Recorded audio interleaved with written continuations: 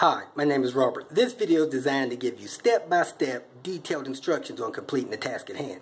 Please read the comments in the About section of this video. It has valuable information and updates. My YouTube channel has a disclaimer video that I encourage you to watch. And please like, share, and subscribe. I hope you found what you're looking for. Thank you very much for watching.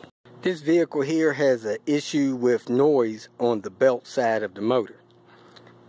Now normally if you have a noise, it's going to be with one of the pulleys, an idler, or one of the components, like the steering pump, the alternator, the water pump, something like that.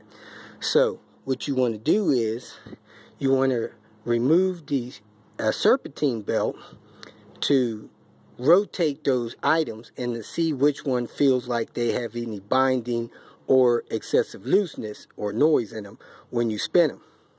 Now on this vehicle, it doesn't have an all-inclusive serpentine belt. It has 3 fan belts. So I pulled the fan belt from the air conditioner compressor. I still have the noise. Now I'm going to pull the fan belt off the alternator, see if the noise disappears or not. So let me start it up so you can hear the noise. So here's the noise. There's a ratcheting noise and a squealing noise. I hope it's one thing instead of 2. So to remove a belt, you find a belt tensioner, which in this case for the air conditioning belt, it was this bolt here. When I took that bolt loose, it allowed tension to come off of the belt so I can slide the belt off. And that's normally identifiable because the other side of it has an arm. Let me see if I can get the camera in here. Has an arm in there that adjusts with the long bolt. You see that gold bolt in there? So as I turn that bolt, it would take the belt loose. Anyway, right there in the middle through that crack is the tensioner bolt. Well, it looks like I may have found my problem. I come down here and I got coolant dripping down here off of the oil filter. So that's an indication that it's more than likely the water pump that's leaking. I can also check the reservoir or the radiator level to see if that level's low. But with coolant dripping off that motor, off that oil filter, there's a good chance that the water pump's about to give loose. Now the next belt I have here is running the alternator, and this is the tensioner for it. So I take this bolt loose and I start screwing that nut until that tension comes off of this fan belt till I can get it loose.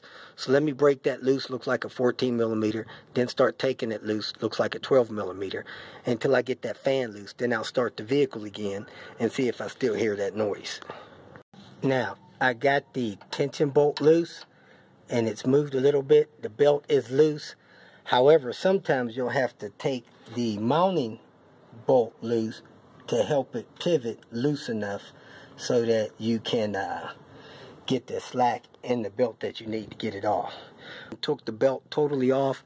Interesting, it actually has a groove in it from this bracket back here cutting into the belt.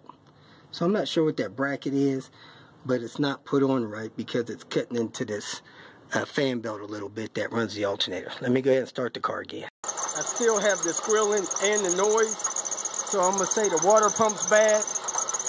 I don't know if anything else is bad, but the water pump is leaking. So I'm going to replace the water pump and see if the squeaking goes away. In case you couldn't hear me, the squeaking persisted.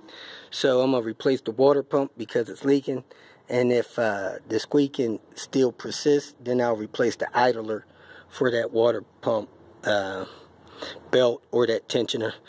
And if it squeaks after that, it may be the power steering because the power steering is hooked up to it as well. One thing at a time, water pumps next.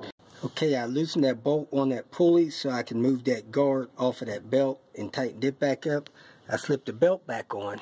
Now I'm going to tighten this bolt in until there's no slack in this belt. You want just a little bit of wiggle in it, but not a lot. Maybe about 1/8 of an inch or a 1/2 inch of wiggle in it because you don't want it too tight where it'll break it. Then after I get it tight, I'm going to go ahead and tighten that bolt down and wait for the water pump to arrive. Okay, now that I got most of the slack out of the belt, I want to go ahead and start the vehicle and make sure that that belt is not flapping around, and then I'll be all done. You don't want it so loose that it vibrates. If you feel that this information was useful, please like it and share it with your social media friends. You can subscribe to my channel so that you will get notifications of future videos that I post. You can follow me on Twitter, and if you need to contact me directly, please visit my website.